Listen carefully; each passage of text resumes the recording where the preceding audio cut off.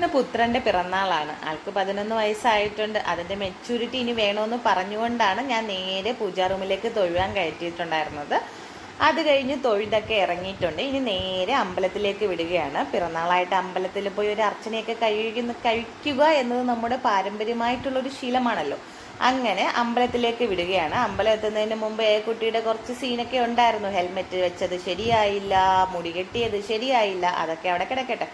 അത് കഴിഞ്ഞ് നമ്മൾ അമ്പലം എത്തിയിട്ടുണ്ട്. അമ്പലത്തിൽ നിന്ന് നേരെ തൊഴുതിറങ്ങിയപ്പോഴത്തേക്ക് നമുക്ക് തിരുമേനി വിളിച്ച് പായസമൊക്കെ തന്നിട്ടുണ്ടായിരുന്നു. അത് ഞാൻ നേരെ ഡിക്കിയിലേക്ക് ആക്കിയിട്ടുണ്ട്. വീട്ടിൽ ചെന്നിട്ട് കഴിക്കാമെന്ന് പറഞ്ഞ് അത് കഴിഞ്ഞ് വീടെത്തിയിട്ട് നേരെ കേക്ക് കട്ടിങ് ഫംഗ്ഷനിലേക്കാണ് പോയിട്ടുണ്ടായിരുന്നത്. ആരുമില്ല, നമ്മൾ 3 പേര് മാത്രമേ ഉള്ളൂ.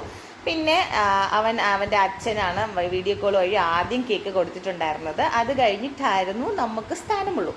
അത് കഴിഞ്ഞ് കേക്ക് കട്ടിങ് ഒക്കെ കഴിഞ്ഞപ്പോഴത്തേക്ക് ഏക്കുട്ടി ഒരു നൈഫൊക്കെ എടുത്ത് നേരെ വന്നിട്ടുണ്ട്. അവൾക്കും കട്ട് ചെയ്യണമെന്ന് പറഞ്ഞു. പിന്നെ അവളും